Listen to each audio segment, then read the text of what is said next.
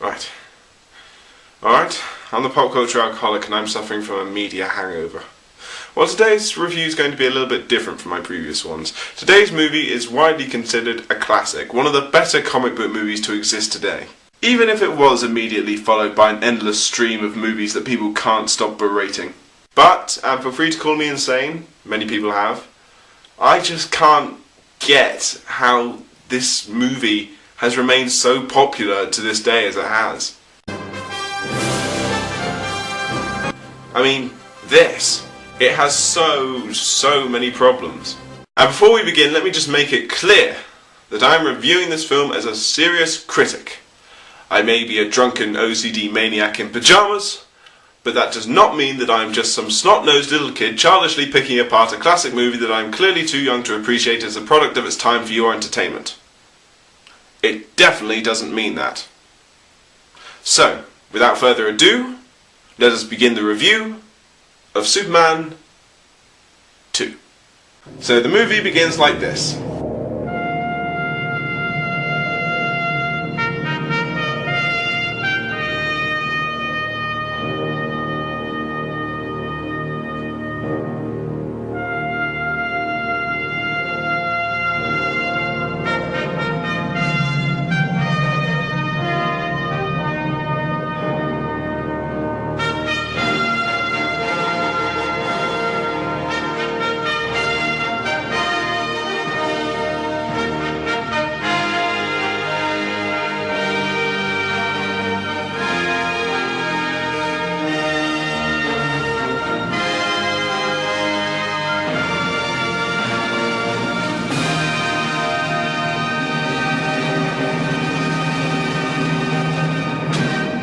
Okay, that was insanely epic.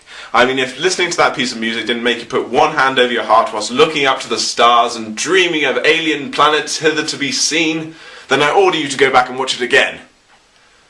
Let us all take a moment to appreciate the fact that John Williams is still alive. And then, perhaps go out and buy something nice. So, on Krypton, Superman's home planet, inside this giant white windowless breast, three Kryptonians, Zod, Ursa and Non, are seen about to do a crime. Zod is the leader of the trio, plotting to take over Krypton. Non is the muscle, and Ursa is the woman. They get caught and sentenced to banishment in the Phantom Zone. The original scene from the first film is so much better, and in my opinion Zod's best scene, but they didn't want to pay for Brando, so that's not in the movie. Already we're off to a great start. The villainous trio are trapped in a spinning square and cast off into space. So after the credits roll with some more awesome music and a recap of the first movie, we see ordinary old, not at all Superman just wearing glasses Clark Kent, strolling into work at the Daily Planet to see that things are a bit busy. Turns out there's a bunch of terrorists with a hydrogen bomb in the Eiffel Tower ready to level Paris. These guys claim that if the French government doesn't meet their demands, they've got a hydrogen bomb ready to level Paris.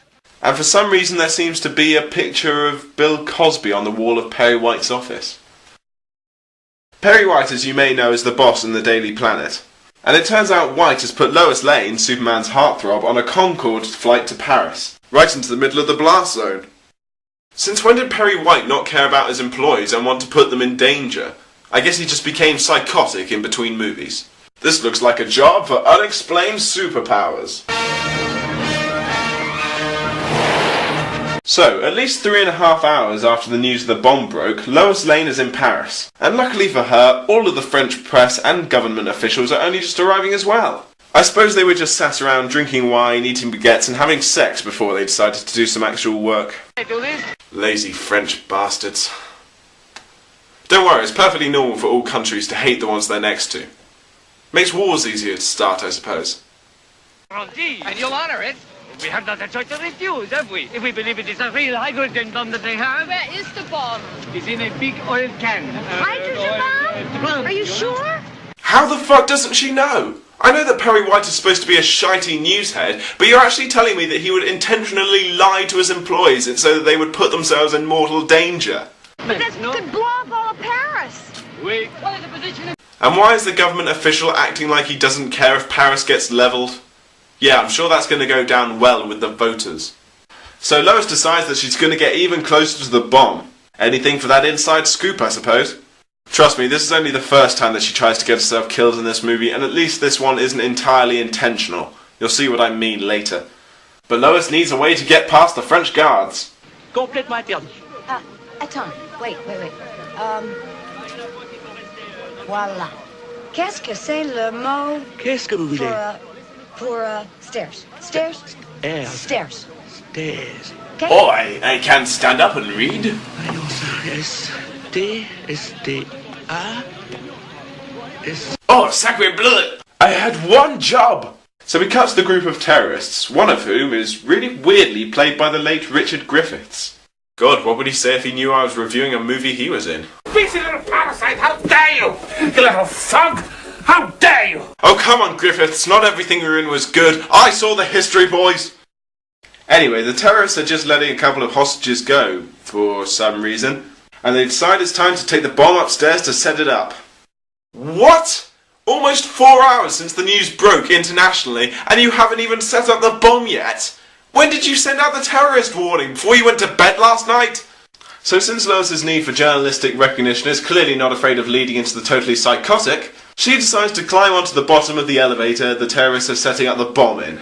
And how will this help her get a better story? No idea whatsoever. If Superman weren't on his way, she'd end up being dead, and the best news report would be from the person who was hundreds of miles away and not in the blast radius like all the other idiots. Anyway, the idiot police caused the elevator to drop with a bomb in it.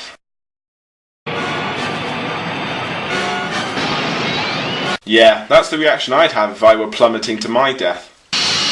But Superman arrives just in time, stops the elevator and saves Lois. I believe this is your floor. Oh, thank God. How'd I get myself into this? Through a pretty severe self-destructive personality disorder, I'd say.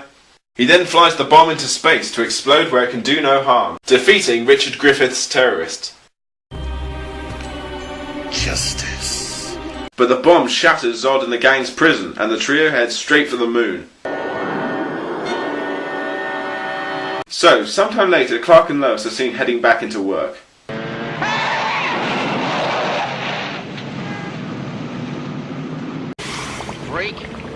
Oh, come on, the editing there was worse than most of the stuff that I knock out. And since Lois and Clark are now in the office, we get to see some of their smashing chemistry together. You gotta be more careful. When you cross the streets, you gotta look both ways. Well, I mean, gee, Lois, usually I do, you know. You ought to get your glasses checked. You know, not everybody can have, X-ray vision, you know, Lois. Did I detect a note of jealousy in that voice? Jealousy? Oh, no, not me. And Clark, you don't have to be jealous. I don't? No, you get so much going for you. Well, you've done pretty much nothing but criticize me since I saw you this morning. And do you mind if I give you a little bit of constructive criticism? Oh, more? No, please, I welcome it. Well, actually, yes. You gotta be more aggressive. You know, you have to go from the instinct. You see something, you want it, you go for it. That's what I do. Yes, I've noticed. He's actually doing the back-chatting for me at this point. Clark, you know that I wouldn't say all those things to you if I didn't really care. You do? Yeah, filmmakers, adding soft focus to a shot doesn't automatically make someone sexy. And why does Clark take her pity and her patronising pep talk? I mean, all this woman does is criticise and smoke, and who would want a person like that? Back on the moon, Zod and the gang have come in confrontation with some astronauts.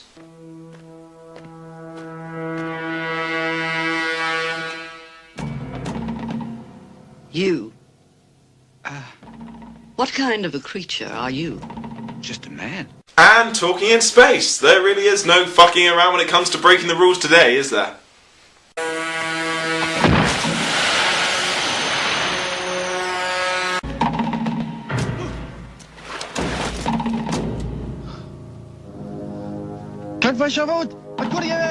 Fragile sort of life form this is.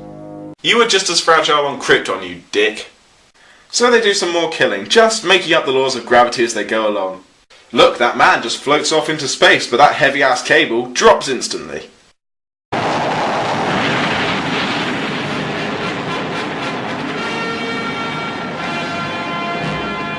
With the humans gone, Zod and gang marvel at their newfound powers. Anyway, whilst all of this has been happening, Lex Luthor has been talking about escaping out of prison to find Superman's weak spot, which he knows is somewhere in the north. Luthor manages to escape his prison with his lady friend in a hot air balloon. Because when I think fast getaway vehicle with the little chance of failure and that guards armed with guns couldn't take down, I think hot air balloon. So, back in the first subplot, Clark Kent and Lois Lane have been sent off to Niagara Falls to cover a story. Ugh, can you believe this? Posing as newlyweds to expose a honeymoon racket in Niagara Falls. Well, What a waste of a great writer. Writers. Oh well, the bitch strikes again! Thanks a bunch, honey! This lovely family holiday's getting off a real fucking flying start, isn't it?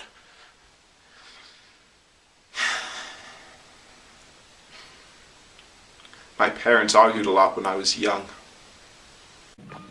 Perry White and his Sunday magazine exposés. How am I supposed to get a Pulitzer Prize writing a story about a pink bear? well, I don't know, Lois. I think this kind of thing should be exposed. See, they get kids who are just starting out in life, and then they take them for every cent they can get. That's what Mr. White says. Yeah? Oh, on the other hand, this is kind of nice, Lois. Complimentary champagne. Yeah. Kissing contest tonight. Really? Lois would... no. Hey, look at this. Lois? God, man! Say Lois once more, that'll help. So after some really crappy attempts to hit on Lois, Clark and her go outside to check out the view. Lois? Yep. Look, everybody's holding hands. Maybe we should hold hands too, huh? Here's my hand, Clark. Hold it. Thanks. I have a one-track mind, don't I? Well, my one-track mind's telling me that I'm hungry. Hot dog? Hot dog. Hot dog. Oh, could I have some orange juice? Freshly squeezed. I know, okay. Jesus Christ, you are pathetic. Freshly squeezed. I know. Yeah, how about a freshly squeezed glass of fuck you? So whilst Clark is gone, this suicidal child playing on the railings whilst his neglectful mother pays no heed, accidentally falls over the edge. Oh my God! Help! This looks like a job! Just saying, this looks like a job.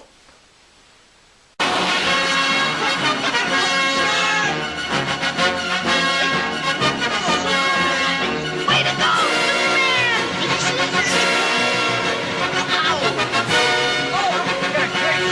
What a nice man! Of course he's Jewish. Wait, what?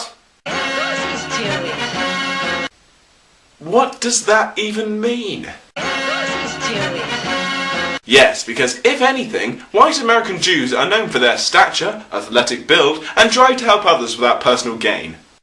So Superman saves the kid to try and probably make another suicide attempt at the next given opportunity. But Lois notices something a little suspicious. So long goodbye. What's the hurry? I mean, seeing as you happen to be in Niagara Falls.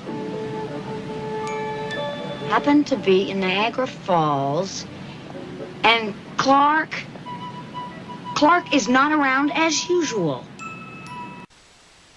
Thanks for that, Lois.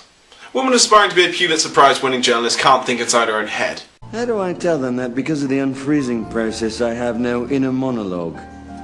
So whilst Lois is starting to get suspicious of Clark, especially after accidentally seeing him without those magic glasses of his, Luthor has arrived at Superman's Fortress of Solitude.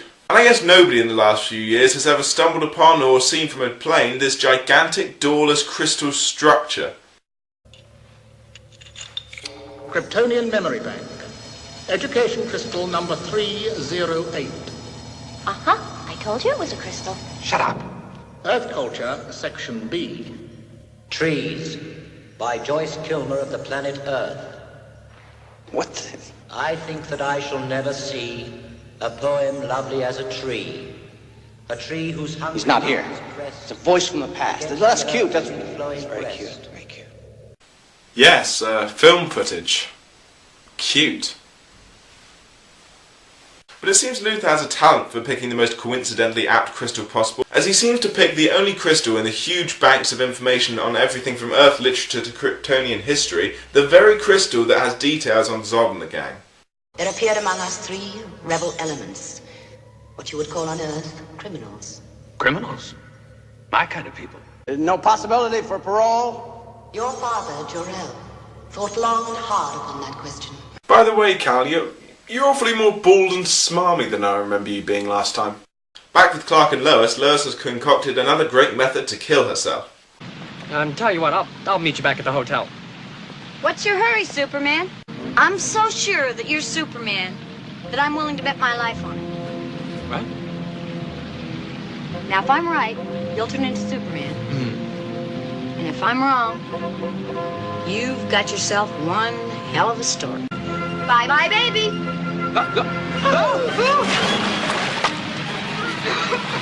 Well, gee, boy, darn, gosh, looks like she's gonna die and it'll be entirely her fault. Well, better get back to the hotel. No, you made your coffin, now you're gonna have to lie in it, Lois. I mean, Jesus fucking Christ, she is a stupid bitch. She's basing this on one look at him without his glasses. Let her drown as far as I'm concerned. She's just a complaining whorebag. And as if this weren't bad enough, there's actually an alternative scene in the Richard Donner cut, where instead of drowning herself, Lois jumps out of a 30-story window. That was obviously cut because that's a psychotic thing to do. But no, it's fine when it's water. Trying to kill yourself to make a point is okay when it's water. Anyway, of course, Soup saves her by using his heat vision, somehow not damaging his glasses, to cut down a branch she can float with.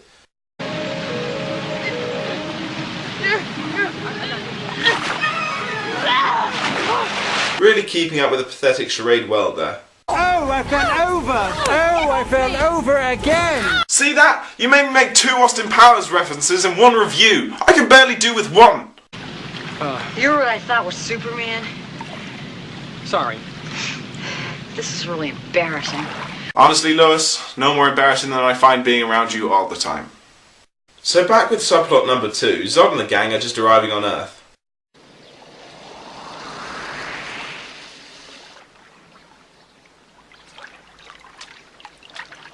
Wow, looks like there's still a lot of Jesus imagery in the original Superman films, just the other way around.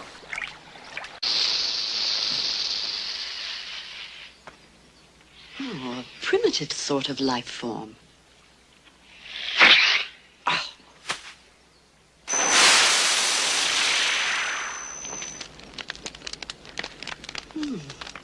Did you see that?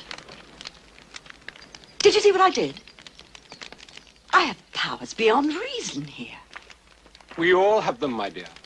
I just know that somehow. Well, I don't, but I don't like to lose anything, so I just turn everything I say into a conversational middle finger. I'm very petty that way. Back at subplot number 1, again, I feel like I'm juggling more plots in this movie than Cloud Atlas. Clark and Lois are finally back at their hotel room. Clark, can you pass me that brush over there, please? Sure.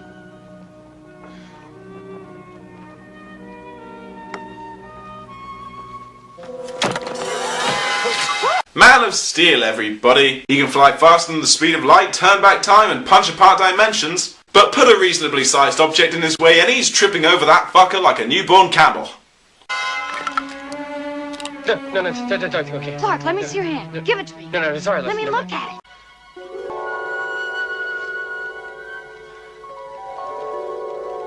You are Superman. Oh, Lois, come on, don't be...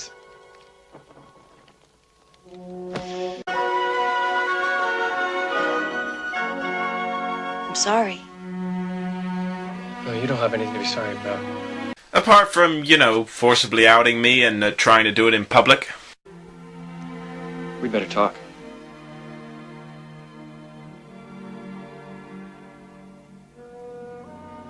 I'm in love with you. Well, you clearly know nothing about the real him, so that's really dumb. And guys, stop with the soft focus. I know it can kind of work with women who are already sexy and preferably likeable, but here it's like you're just desperately trying to patch up your writing mistakes. So Clark takes Lois to the Fortress of Solitude, where they highlight just how little they actually know about each other. See, when my father died, it's my Earth father, I mean, I found this crystal. Huh? This is kind of hard to explain, but see, it called to me. Oh. So what do you think? You like it? Like it? It's incredible. I mean, not that it couldn't use a woman's touch, you know, especially around dinner time. Dinner? Oh, I'm sorry. See, I don't usually do too much about... Listen, tonight, sky's the limit. Anything you want. Not that I'm going to stay around to find out what you want. I'm off to get stuff I want. I'm home. Should we eat? That was good. I thought we might, abandon the orange juice for once.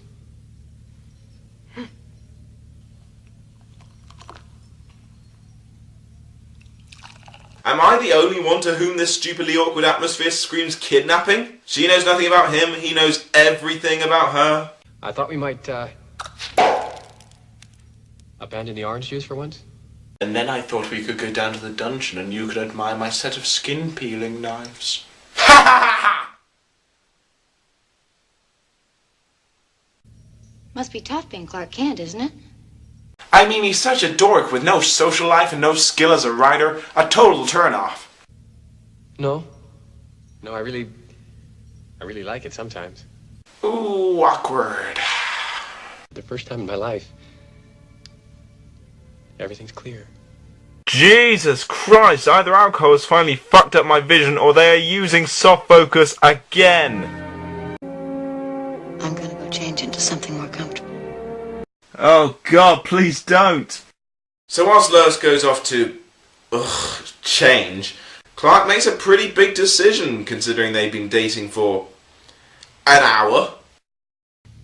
But I have to, because she's everything I want in life. And she, the one you have chosen, she feels as much for you? Yes.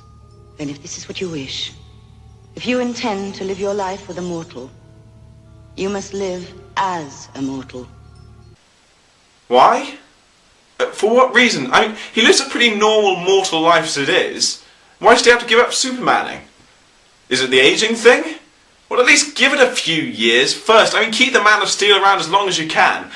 And are you honestly telling me that Clark Kent is so ignorant and so selfish that he would throw away his powers and stop protecting a world that he clearly believes needs him, and clearly does considering the amount of suicidal idiots there are in the world, just for some ridiculous fling with a girl he knows nothing about, and she knows nothing about him, and it's all based on emotions forged in a time of stress?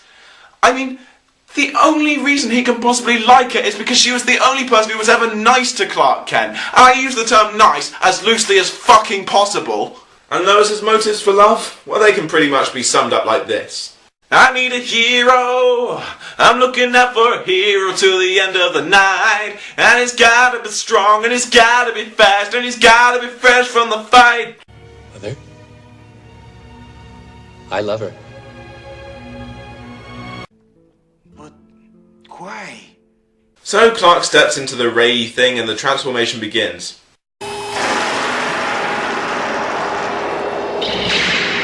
Oh God, we're in a David Firth animation. Superman's costume disappears and he is now a human, and the interior of the Fortress of Solitude is now destroyed. That change was a one-way journey, no going back.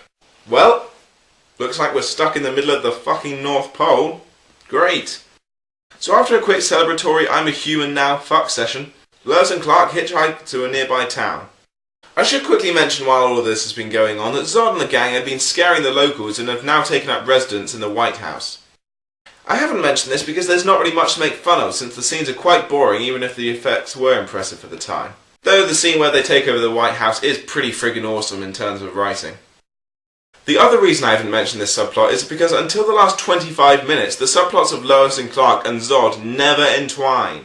The plot of this movie should really be Clark giving up his powers, but it's so boring and incomprehensible I just can't wait for the main plot of him fighting General Zod to begin, but that just never starts until an hour and a half into the movie. The two subplots just plod along on their own separate boring paths. I know technically they can't meet or the story wouldn't make any sense, but I'll get to that later on. Anyway, Clark and Lois enter a diner.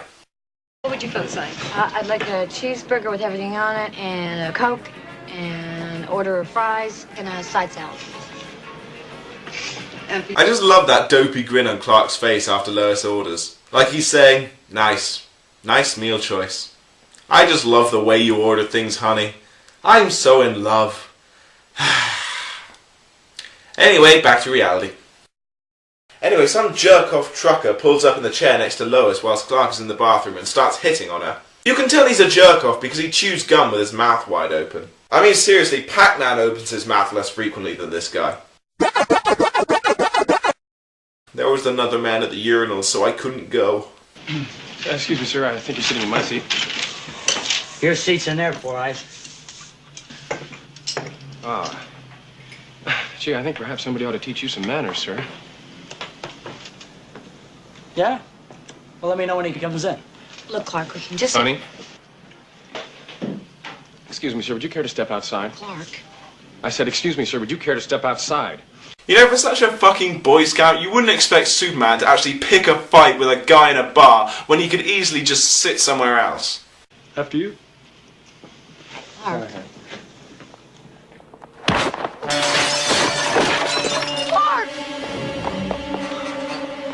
You all right, fella? He's gonna be fine. Just give me that. Clark? Blood. It's my blood. You made me bleed my own blood. Clark! Boy, you just don't have enough sense to stay down, do you? Okay, I get that he's lost his powers and he's never felt pain before, but he's still pretty buff. I mean, is this how weak he would have been on Krypton? Are you telling me that on Krypton, Superman would have been as defenseless as a dodo in an oven? Clark? Clark? Clark, can you get up? Come on. All right, come on. Slow. I got you. Go slow. Anyway, someone in the diner sticks on the news and Clark sees that Zod has taken over the world and the world needs Superman back. Superman, can you hear me? Superman, where? Who is this Superman? And as if the situation with Lois and Clark hasn't been stupid enough so far, here's the real kicker. Lois Lane tries to convince Superman not to try and change back. It's not your fault. You didn't know this was gonna happen. Are you fucking serious? The world is being literally invaded and taken over by aliens, and there is one man who may be able to do anything about it, and you don't even want him to try to do something about it because you want to have your happy little relationship between you and the guy that will be about as deep as the relationship between a teenage girl and the portrait of a singer on a fucking bedroom wall. So Superman in his fragile human body manages to walk all the way back to the Fortress of Solitude even though it takes him all night. And he doesn't even look chilly. Christ, no wonder he didn't have any problem about leaving Lois on the ice all night in Man of Steel and how Jordan is perfectly fine flying through the vacuum of space. I guess in the DC universe, getting cold is just something that people don't really do. I guess I should be freezing, but I'm not. Exactly! So Superman enters the wreck of a fortress. Father? Mother? Boy, I really wish you could hear me. Because I need you. See, I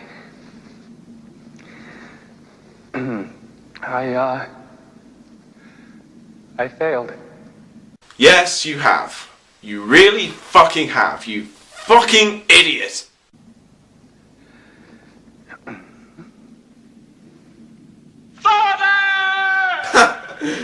I fucking love how he turns into that scream.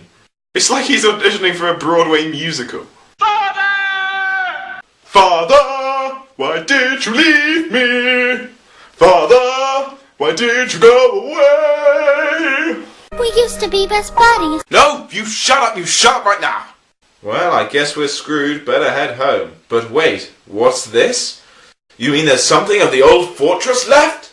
My, I never have seen an instant in a film where something was supposed to be dead, but there was just that tiny little bit of it left that meant that it was able to come back to life. Except Princess Bride, Doctor Who, Thor, X-Men 3, Terminator 2, Men in Black 2, and almost every other movie where something was supposed to die but didn't in the end. But hey, maybe this is what started it off. I'm sorry for mentioning Men in Black 2. Anyway, I guess it's finally time for some subplots to actually interact as Lex Luthor approaches Zod and the gang and offers to show them where to find Superman, since he knows that Lois will be in Metropolis and Superman will never be far behind. What do you want? Australia. And so the Kryptonians assault the Daily Planet.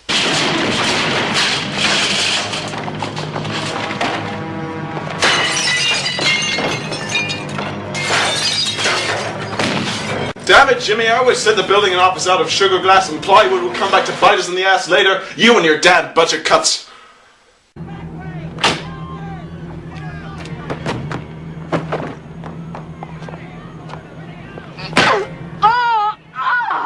Oof, that air beside Ursa's head must have been hard. Lex Luthor. You promised me the son of Jor-El. Oh, yes, your grace. But, what I've given you is the next best thing. Well, I guess you only get the next best thing to Australia, then. No, sir. Please, no. You don't mean... Yes! New Zealand! No! The Kiwis are gonna hate that one.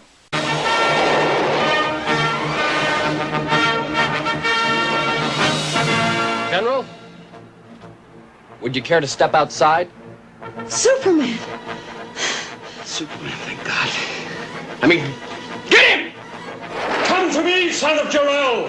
Kneel before Zod! Jesus Christ, they were so clearly not climbing when they went through those windows. What happened next?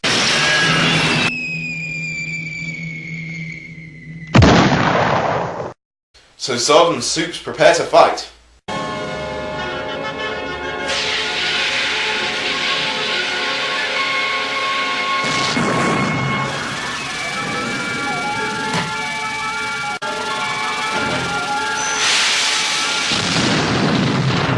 Wow, good thing he used his laser vision in time. Imagine how much damage that wall wouldn't have caused him.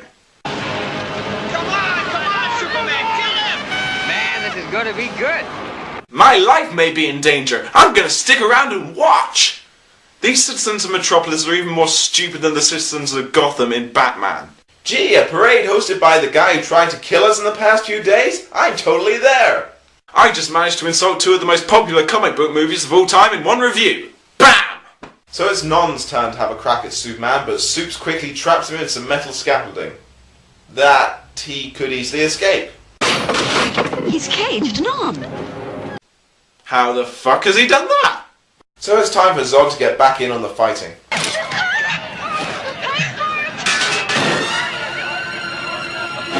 You know, all these Superman and Zod fighting scenes remind me of those scenes in Man of Steel. You know, the ones that were really controversial because they're blatant product placement for stuff like IHOP, 7-Eleven and U-Haul. I didn't really notice those that much when I saw the film because I was more focused on the action, and we don't have any of those companies in the UK as far as I know, so I wouldn't have paid any attention anyways. But even I have to admit that that was pretty damn bad. But at least we can rule out any of that really bad product placement in this movie, right?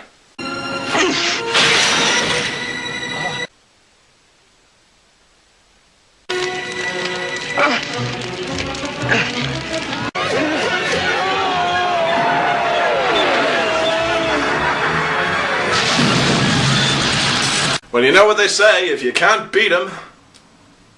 I mean, there may have been too many shots in those fight scenes with logos in the background, but at least they were in the background, not like the only thing on screen. And it's one thing to see Superman battling in some restaurants you may recognise, but having Superman climb out of what essentially looks like a giant packet of cigarettes, that's okay? I know it was a different time, but Jesus! So, after Zod and the gang do some city wrecking with practical effects that do stand up to this day, even if they don't make the supervillains look particularly powerful.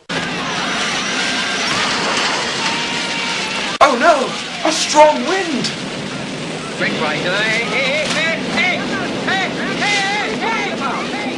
Superman flies away to stop Zod destroying the city. Zod and the gang do stop, and following the directions of Lex Luthor, they go to Superman's Fortress of Solitude, taking Lex and Lois with them. They arrive and find Superman is waiting for them. They show off some more weird powers we didn't know Kryptonians had. But Ursa takes Lois hostage and Clark agrees to give up his powers again. Clark goes into and comes out of the machine again, but it looks like it was not he who was made mortal. He switched it. He did it to them. I mean, the lights were on out here. Well, he was safe in there. What? He made the others change and they didn't even notice? What happened to all that excruciating pain and costumes disappearing bullcrap? And doesn't that mean that he should have given powers to Lex and Lois now? Well, apparently not. So to cut a long story short, Superman offs the bad guys, flies Lois home, and she agrees not to tell anyone he's Superman, even though if they really wanted to, they could still be together. Even if it would only be for like 10 minutes before they realised they had those pesky personalities to get by. Superman, quite rightfully in my opinion, doesn't trust her and blanks her memory. Yeah, I know it's so she didn't have to bear the secret, but it's also just a way to get back to the status quo.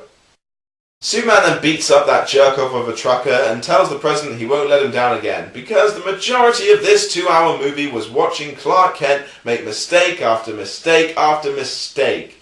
The end. Guys, you gotta see why I can't find it in me to enjoy this movie. I realise if you haven't watched the first movie, then you get a bit more context with this film. The first movie begins like The Princess Bride, giving the story a comic book style frame set, which encourages an audience not to take the film too seriously.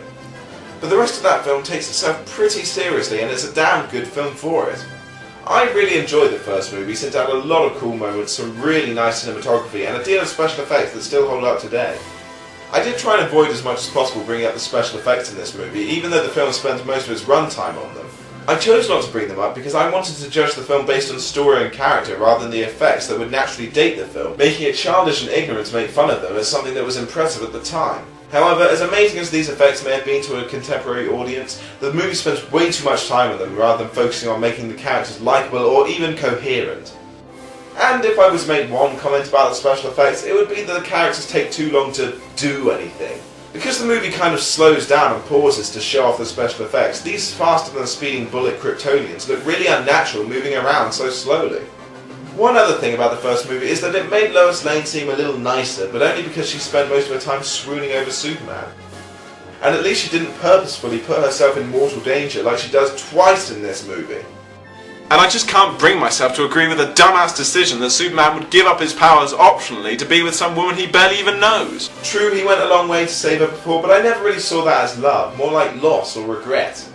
Perhaps it would have worked better if Superman had met Zod earlier on in the film. I mean, I know it wouldn't make any sense if Superman actually got rid of his powers after meeting Zod, but then, in that case, have him get rid of his powers earlier on in the film.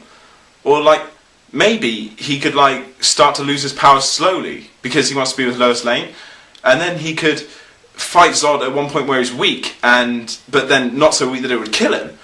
And then it's more of like a subconscious, helpless option, rather than him throwing away his powers on some petty, childish whim. Objection! That's the plot to Spider-Man 2. Listen, you can't just go doing this. There are legal implications. No, I didn't. All I'm saying is there are implications. Like it's Spider-Man 2's plot. They did it first. They did it. I know that. I wasn't going to make a film out of it. I'm not saying you were making a film out of it. I'm not even saying Spider-Man 2 is a great film, but it's not. It's not a great film, but they own the plot, right? Yeah, no, like, the plot is theirs. They wrote it. I know. And the copyright, they will see your ass. I have no money. I spend it all on booze. Yeah. Well, I'm not going to say that movie was hugely better than this one, but it was definitely had the better, more understandable plot idea. In fact, when you think about those two movies, look at the similarities. A woman I can't understand the hero liking, choice between secret identity and hero life, white-haired father figure who we can only talk to through a voice of the past. That's really weird. Ugh, I'm not going to think about it too long, guys. We could be here all day. Either way, this movie lacked the quality of writing that the previous one had. The other thing I try to avoid mentioning is the Richard Donner cut of this movie, since the version that I reviewed is the version that people fell in love with at the time. However, I don't know if anybody has ever read the trivia section on the IMDb page of either of the first two Superman movies, but they're basically just lists of excuses of everything that went wrong in production. It's not usually a good sign when the best aspect of the movie is the musical score. Call me Mr. Nitpick, but I just can't get into it. Still, take solace in the fact that I agree that the first movie is a genuine classic, and Superman does remain a pretty friggin' awesome superhero to this day. So just like £100 and then that's it, and then like you'll bring that back because I need that. Yeah.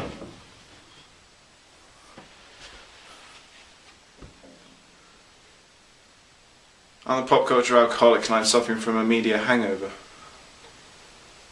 I gotta start locking the doors of my house.